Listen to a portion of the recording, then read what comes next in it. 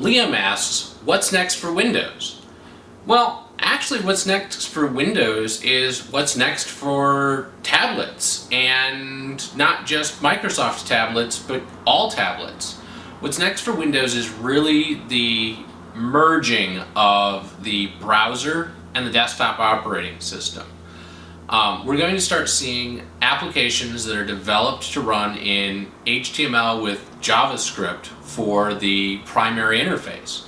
So we'll actually be seeing HTML5 and JavaScript replace what used to be part of the .NET framework and the Windows Presentation Foundation layer. This is an interesting first move towards a place where our desktop lives in the cloud.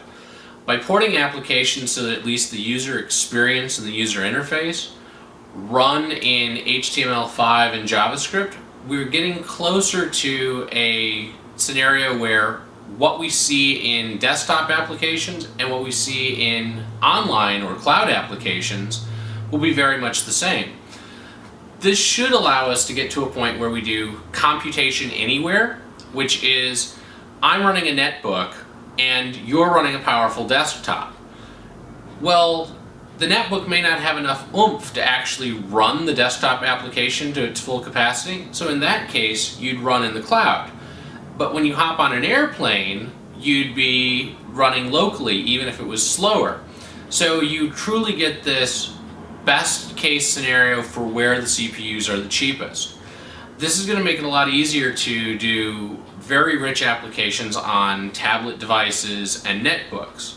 And while ultrabooks are probably the way of the future, we always seem to want more power than what we can put into a desktop. And that starts to shape the way that we start to use the cloud computing stuff. You can get longer battery life on your laptop if it doesn't have to do as much computation. And if you don't have to put all of that power into your laptop that you're only going to use, we'll say 4 hours a day, if you're working in an organization that is 24/7 or even has East and West Coast facilities, you can time shift where you're using those CPU cycles. So you can say somebody who is online at 9 a.m. New York time and somebody who's online at 5 p.m. San Francisco time will share some of the same cloud resources rather than having to put all of those resources onto the desktop. Microsoft definitely gets this. This is part of the reason that they're doing Azure. This is part of the reason that they had started the WPF or Silverlight project that stood for Windows Presentation Foundation. They knew that the cloud computing was coming.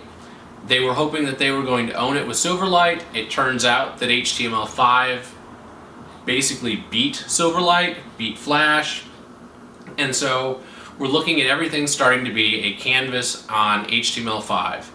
And JavaScript seems to be the way that we then power that user interface.